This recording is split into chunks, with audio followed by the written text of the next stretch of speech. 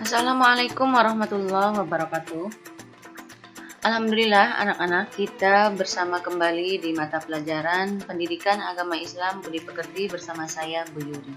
Materi yang akan dibahas adalah tentang sejarah perkembangan Islam di Nusantara. Untuk tujuan pembelajaran, setelah mengikuti rangkaian pembelajaran, diharapkan peserta didik mampu memahami sejarah masuknya Islam ke Nusantara. Peserta didik mampu memahami alur perjalanan dakwah di Nusantara. Peserta didik mampu menjelaskan teori-teori tentang kedatangan Islam ke Nusantara. Dan peserta didik mampu mengenal para wali yang menyebarkan Islam di Nusantara. Sejarah masuknya Islam ke Nusantara.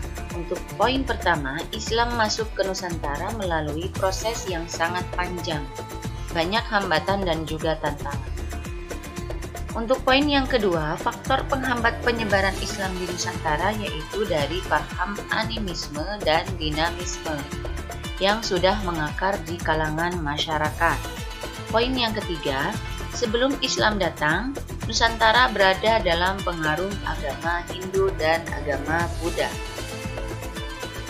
Berikutnya masih membahas mengenai sejarah masuknya Islam ke Nusantara.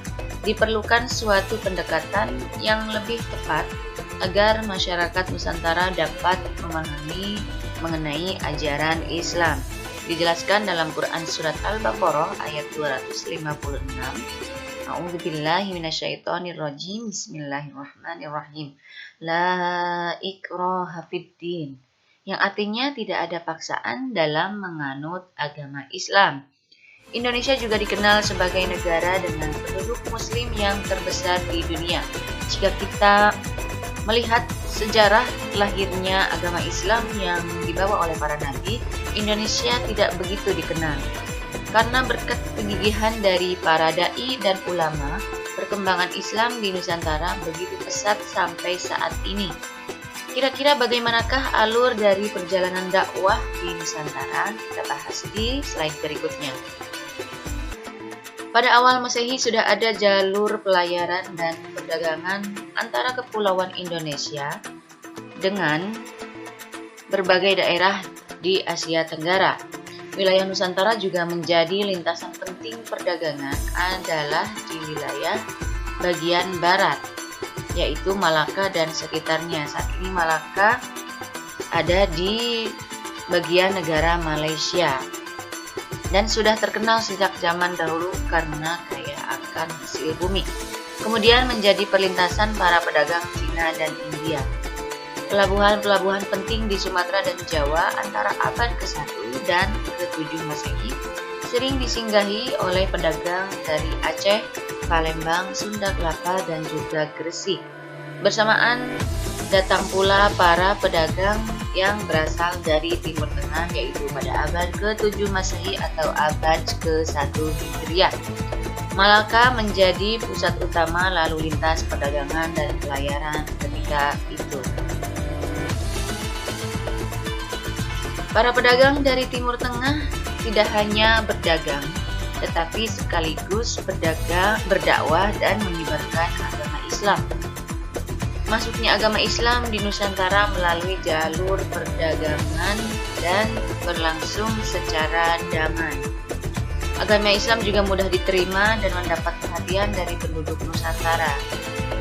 Berbagai sumber menyatakan bahwa agama Islam sudah masuk ke Indonesia pada abad ke-7 Masehi dan keberadaan para pemeluk agama Islam menjadi jelas pada abad ke-13 Masehi yang ditandai dengan berdirinya kerajaan Islam yang pertama yaitu Kerajaan Samudra Pasai di Aceh. Teori-teori mengenai kedatangan Islam ke Indonesia diawali dengan teori Mekah. Proses masuknya Islam ke Indonesia adalah langsung dari Mekah atau Arab. Ini menurut teori Mekah. Terjadinya pada abad pertama Hijriah atau abad ke-7 Masehi. Para pedagang dari Timur Tengah memiliki misi dagang dan dakwah sekaligus, dan kebanyakan adalah keturunan Nabi Muhammad SAW yang menggunakan gelar Sayyid atau Syarif di depan namanya. Menurut para ahli sejarah, jalur perdagangan antara Indonesia dengan Arab telah berlangsung jauh sebelum Masehi.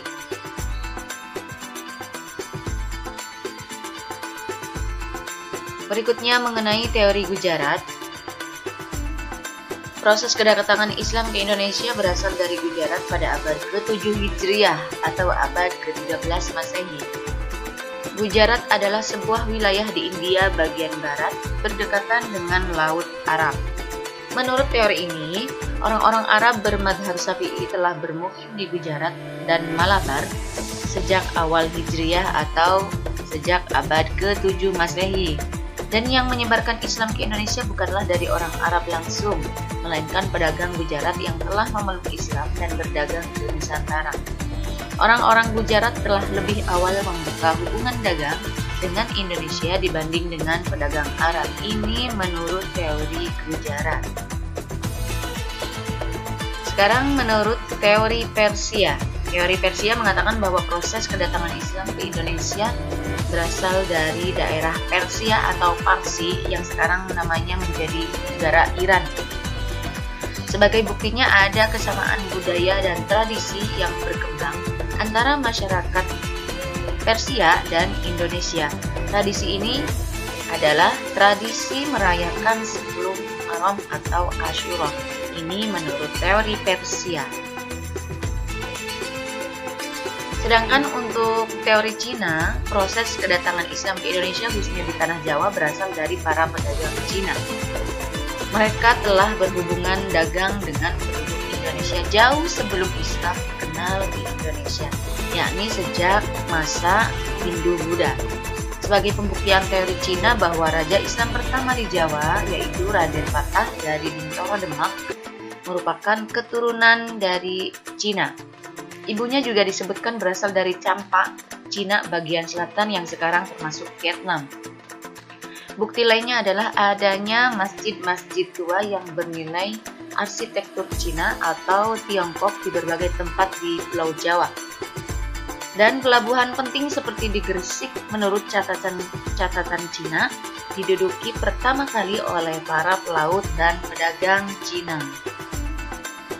Semua teori ini masing-masing memiliki kelemahan dan kelebihan tersendiri. Tidak ada kemutlakan dan kepastian yang jelas dalam setiap teori tersebut. Semua teori ini semakin memperkaya khazanah keilmuan tentang sejarah Islam di Nusantara.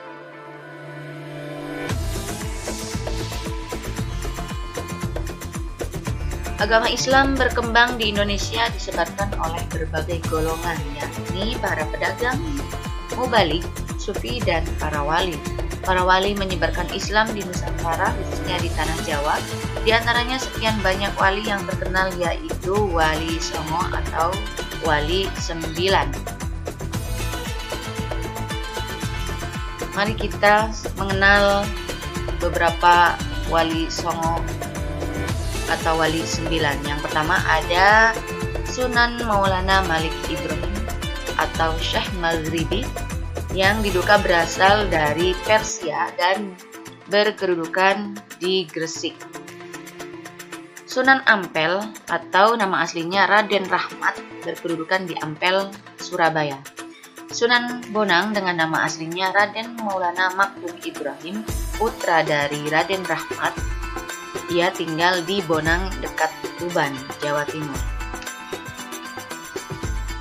Lalu ada Sunan Giri atau Prabu Satmata dengan nama aslinya Sultan Abdul Fakih yang semula bernama Raden Paku yang berkedudukan di Bukit Giri dekat Gresik. Sunan Derajat atau Syarifuddin, putra dari Sunan Ampel dan berkedudukan di Derajat dekat Sedayu, Surabaya. Dan Sunan Gunung Jati atau Syarif Hidayatullah atau Syekh Nurullah yang berasal dari Pasai, lahir di Pasai, Aceh, yang berkedudukan di Gunung Jati, Cirebon.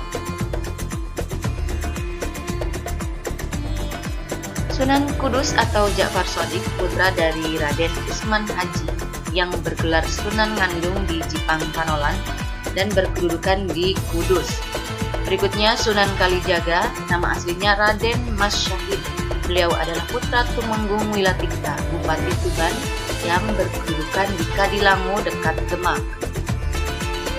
Sunan Muria, ini yang terakhir, Sunan Muria atau Raden Umar Said adalah putra dari Sunan Kalijaga yang berkedudukan di Gunung Muria, Kudus. Ini adalah wali 9, dan jika ingin lebih mengetahui biografi dari masing-masing wali tersebut, bisa di browsing di internet. Baik, anak-anak, cukup kita akhiri pertemuan pada kali ini. Sekian, terima kasih. Mudah-mudahan apa yang sudah disampaikan bisa bermanfaat. Tetap semangat dan semoga kita selalu diberkati oleh Allah SWT. Wassalamualaikum warahmatullahi wabarakatuh.